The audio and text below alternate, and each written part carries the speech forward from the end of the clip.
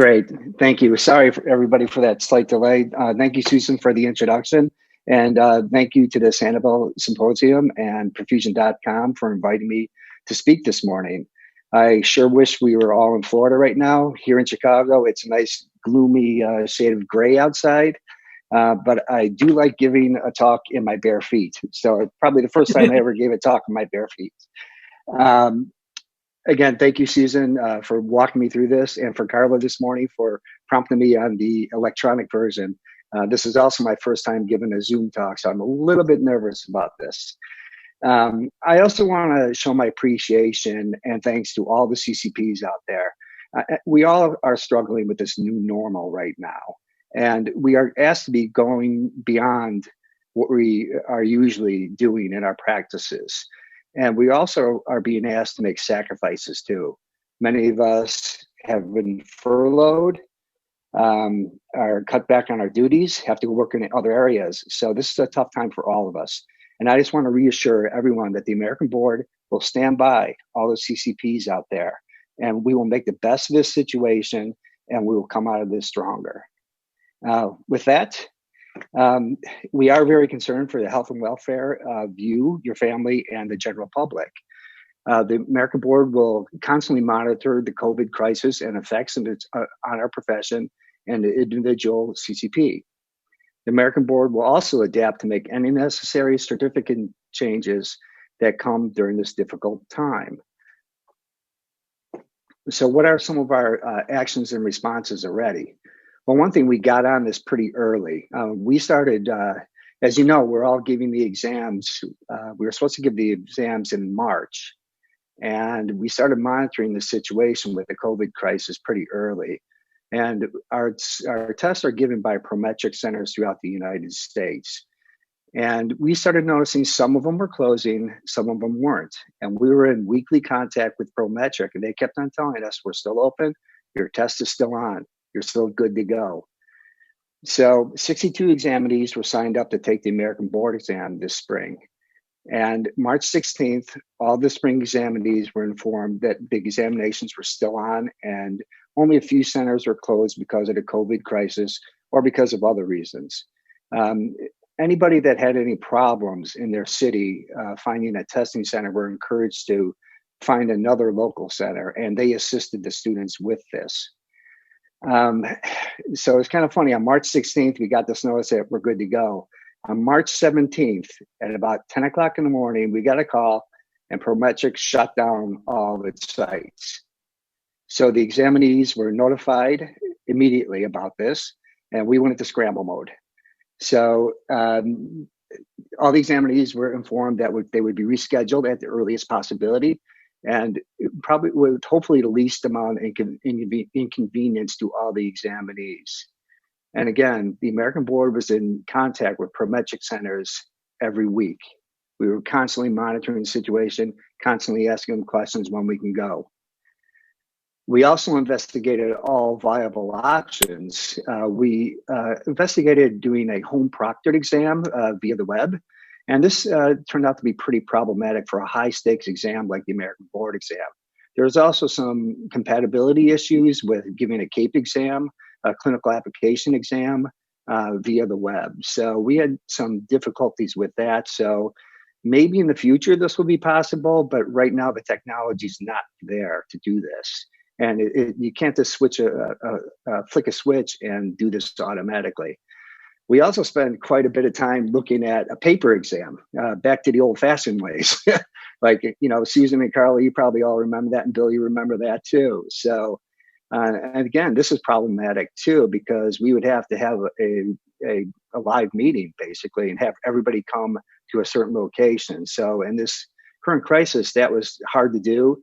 We'd also have to break out the Scantron again. And the Scantron technology is kind of old, and we'd have to dust ours off at the American Board office. So that really wasn't a good option at the time. So we kind of decided that we probably just have to wait this out and to see what Prometric tells us. In the meantime, we were also working with state licensors to assure that perfusion students that graduated can actually go into a job and start working, even though they're not certified yet. So that took a little bit of working too with state licensure boards also. Um, we're really adamant with Prometric that we are an essential healthcare profession. We need to expedite our exam immediately. So we wrote many letters to Prometric saying that we should be the top dog here, and give us first billing whenever you can. And this is actually the first public announcement of this. We have sent announcements to the examinees, but Prometric did recently tell us that the exam will take place on May 20th through the 23rd. So we are glad we have a date. In fact, Prometric got back to us yesterday saying that they might extend the date to the 25th. But the examinees will get the official letter on this and be notified on this appropriately. But it's good to know that these students that graduated and are waiting to take the exam can actually go out there and take the exam now. What about the students that just graduated? So, as you know, most of our students graduate in April or May. So we had a crisis. Basically, when the hammer went down on this COVID crisis, a lot of rotations were closing down, schools were closing down overnight. In fact, one of my students from Western University, I had to tell her on a Sunday night, don't come in for the case on Monday because we're shut down. So what we decided, the American board decided, is, as you all know, the students have to perform 75 clinical cases and observe 10 pediatric cases during their rotations in order to sit for the exam. So what we did was we suspended that. As of March 16th, we will accept any cases that they've done. We also reached out to the program director committee and asked them, is this a problem?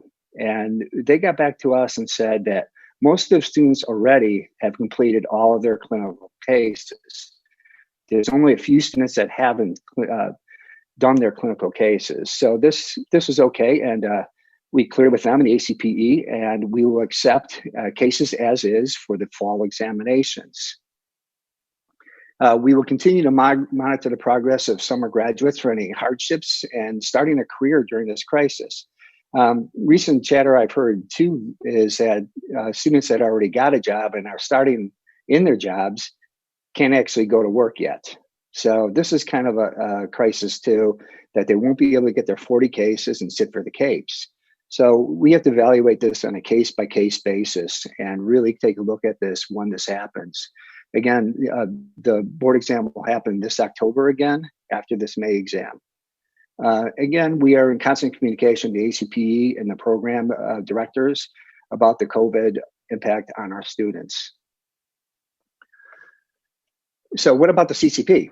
Well, on March 17th, we sent a mass email to all CCPs that any recertification hardships faced by the CCP regarding clinical cases, being shorter clinical cases or CEUs, because of the COVID crisis, will be handled on a case-by-case basis.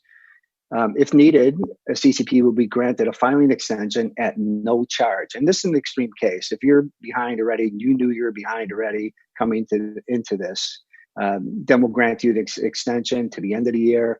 There'll be no charges, no questions asked. You just got it. But you must fill out the proper paperwork.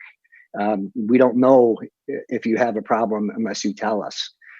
So that has to be completely done through the national office, and you have to file an extension if you need it.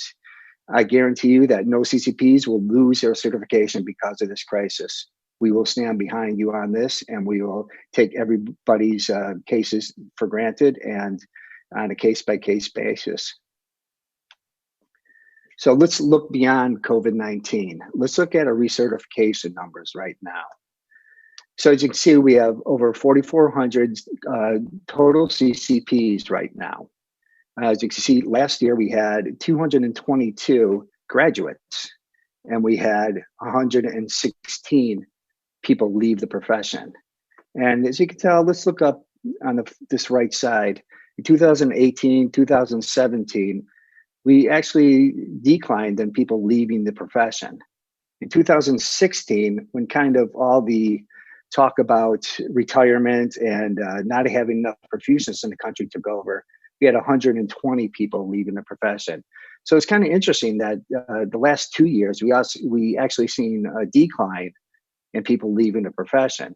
again, we cannot take an assumption off of 2 years. We need to have some more data on people leaving. And I thought it was kind of interesting yesterday during Mike Culligan's talk yesterday about how he said, why are there are vacancies in our profession? And he actually did a study where the number one cause of vacancies was actually people looking for another job, not retirement. So that's kind of interesting. So there's kind of a domino effect that goes on, it seems. When one person leaves a job, it kind of leaves a gap and everybody kind of runs around. So that might be why we're seeing so many vacancies at a time. Also, the N+1 staffing model might be some of that too. And there is a trend now towards 2 perfusionists per case. So that might be increasing our numbers too, and the need for perfusionists. But as far as retirement, we'll kind of have to watch these trends a little bit closely. And 20-year growth, you can see that we have steady growth over 20 years. And if we take a little bit more focused growth look at this, you can see we are upswinging in the last few years. And here's a graph of 20-year stats of gains and losses. The gains are on the top and the losses are on the bottom. And you can see through like 2004 to 2014, losses were pretty steady. It's pretty straight and flat there. As you see the gains on top during that period too, it's kind of sawtooth. It was up and down, up and down, up and down. So we weren't really gaining as many people as we thought. As you can see, recently schools have stepped up and produced more students, and we are gaining more perfusionists. So hopefully we'll keep this gap nice and big here between people retiring, leaving the profession, and how many perfusionists we actually get into the profession. And this is a little bit closer look at it. You can see on the bottom there, 2 years ago, we had a spike in people getting out of profession, and then it kind of declined. And I'm kind of curious about that and kind of want to know, some people are hanging on. Actually, in one of our surveys recently, we asked the age of the perfusionists, and we've had some perfusionists in their late 70s that are still practicing too, which is amazing, and hats off to them. That's great that they're still in the profession and giving back. So let's look at decades of progress. So since 2000, 2009, our average gain was about 138 perfusionists per year. Average loss was about 88 perfusionists per year. The net gain was about 499 perfusionists over that 10-year period. From 2010 to 2019, average gain was about 170 perfusionists per year. Average loss about 86 perfusionists a year. So we had a net gain of 840 perfusionists there. So as I said before in our surveys too, we asked perfusionists about retirement and when are you hanging up the clamps?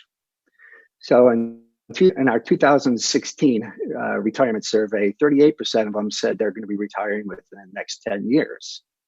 In 2017, we did a study along with the ACPE and basically asked the same question and got about the same result too, with a 39% retirement rate within the next 10 years. And again, retirement rates vary due to many factors. The economy can play a role. In fact, this COVID crisis might push retirement back a little bit further for some people. Also personal decisions too. Yeah, I got it good. Why should I retire right now? And, I like the people I work with, so I'm going to hang out for a little bit longer. So it's hard to predict when retirement is. I might say that I want to retire next year. My wife might tell me I can't. So there's a lot of factors that go into this, and we just can't really base it on that. We do have an older workforce, though. 29% of our perfusionists are ages 50 to 59, and 15.3 are 60 years and older. As I mentioned before, we do have some that are in late 70s still practicing. And all this survey information is available through our website at www.abc.org. So as Mike kind of pointed out yesterday too about workforce studies and surveys, well, the American Board can only tell supply, not demand. We don't have a crystal ball. We can't look into what is the demand out there. So it's basically attrition rates.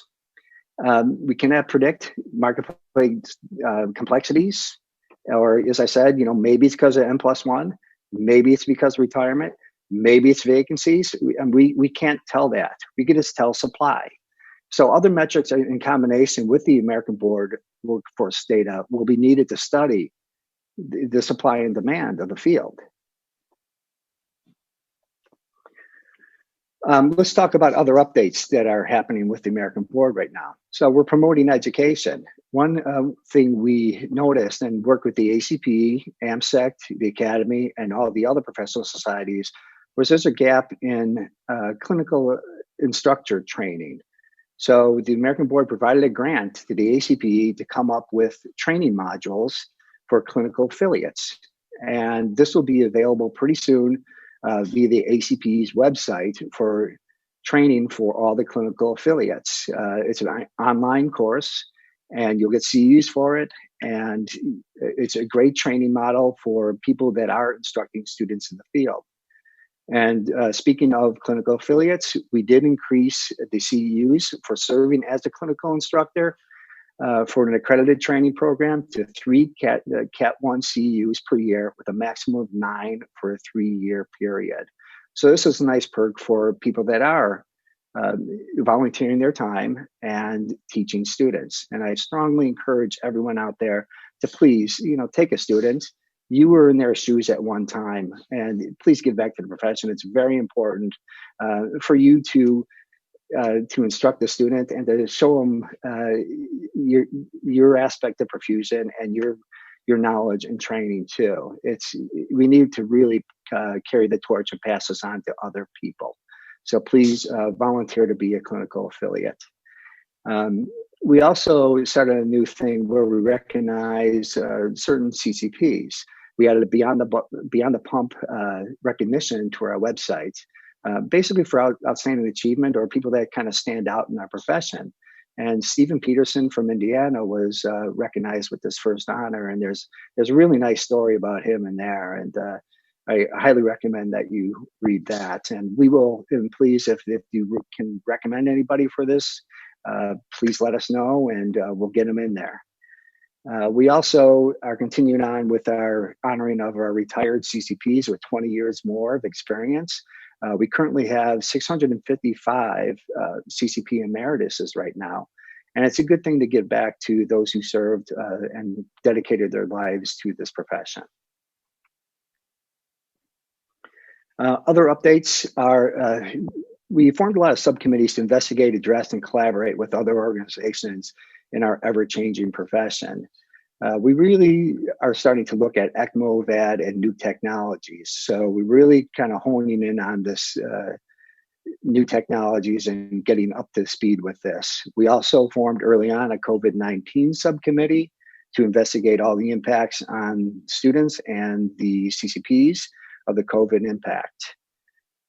Also, another update is we got a lot of emails and letters from organizations about ex vivo organ perfusion.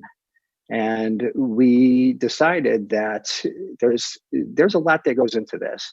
So it should be a case credit, and it occupies a perfusionist's time most of the day.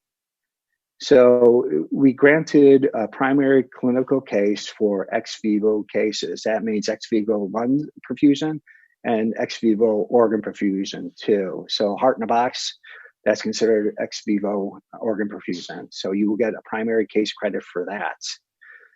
We are also working on exam development. So we're focusing on adding more ECMO and VAD questions.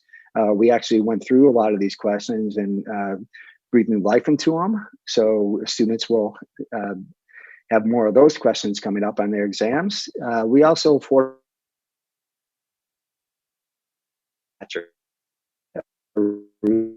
on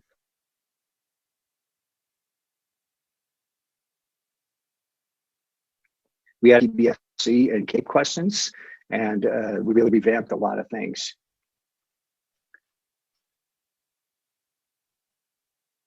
What I really wanted to talk about is we are coming up with a new online filing system, but obviously this COVID situation kind of threw us for a loop here. And I've always thought, once I got on the American Board, I always thought the online filing system and the way you file clinical cases and your professional activity was kind of clunky and kind of old. So we formed a committee and we looked at how we can improve this and how we can improve the user friendliness of the online filing system.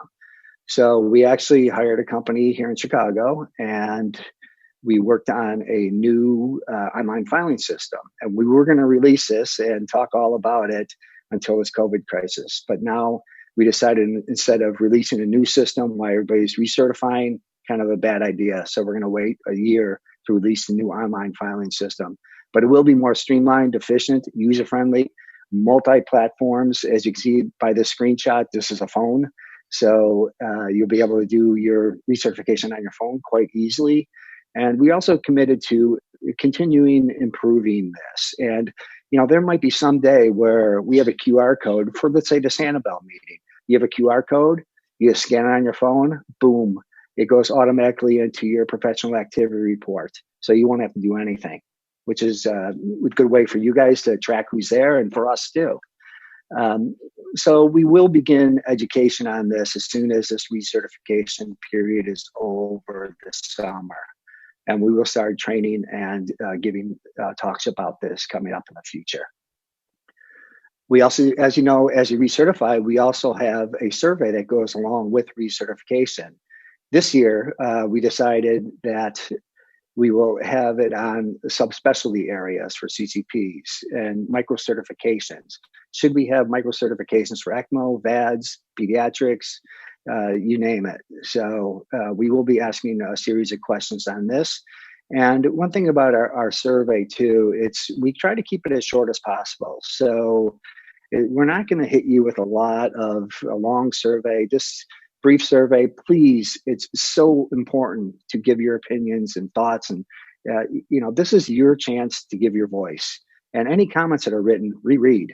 So we will read 4,000 comments, seriously. So put your thoughts down, give it some time, give it some thought.